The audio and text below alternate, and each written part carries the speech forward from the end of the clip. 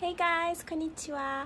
I've gotten a few more requests requesting me to show how to prepare matcha again properly. So I don't mind doing it as many times as you guys need to learn how to prepare it properly. So let's make it together.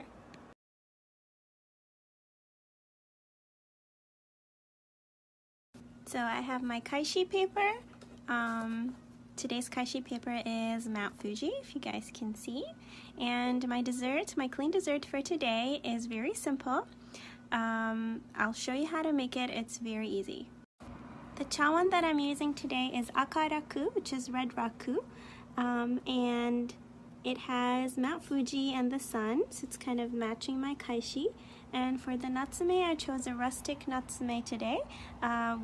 So the natsume is a container that holds your matcha, and before you place it in here or before you use it to prepare the matcha, always sift it. So use a strainer, something like this, to strain your matcha before using it. So you don't need the kaishi or the chakin that I'm using today. You could of course use a plate for your sweets, and you can wipe your tea bowl with anything, paper or a rag, anything. I'm going to heat up the bowl first. Just pour a little bit of water, and then we're going to cleanse or heat up the whisk. And this is an important. If you don't heat up your chasan, it's going to be harder to whisk, and you might risk damaging the very delicate bamboo. So if you don't want to do it this way, so as long as you just make sure you run it through hot water or whisk it a little bit in a hot bowl, hot water before you start whisking the matcha, then you're okay. I'm just showing you the proper way that we do it in the tea ceremony. So we're going to discard the water, and then you're just going to make sure that you wipe your chawan.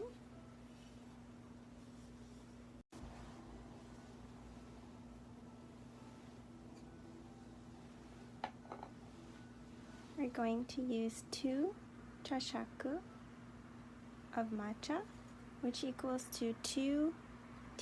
So it's not a ton of water. You don't fill it up all the way, about 1/4 of the chawan. And then you start whisking.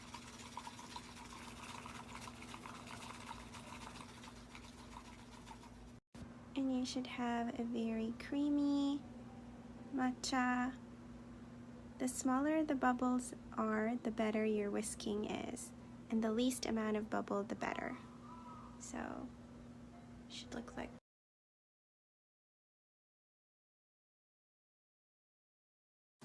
You always eat your sweets first. And then you drink your matcha.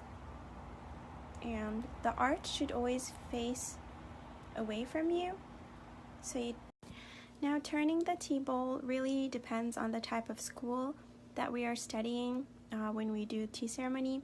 Many schools do twice, turning twice counterclockwise or clockwise, and some schools do once.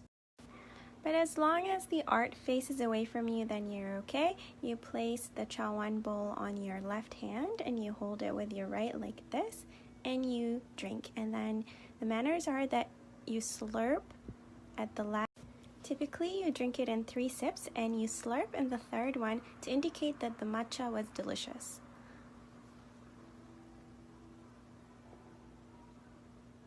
Oishii.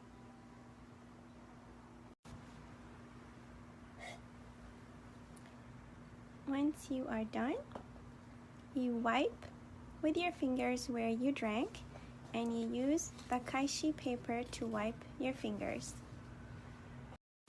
You turn the bowl back, and you admire the art and show your appreciation for it.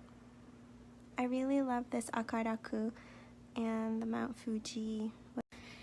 And that was it. Happy matcha making. One more thing that I would like to bring your attention to is that when you take care, or how you take care of your chasen after you're done using it, do not use soap or any harsh materials. Just pour a little.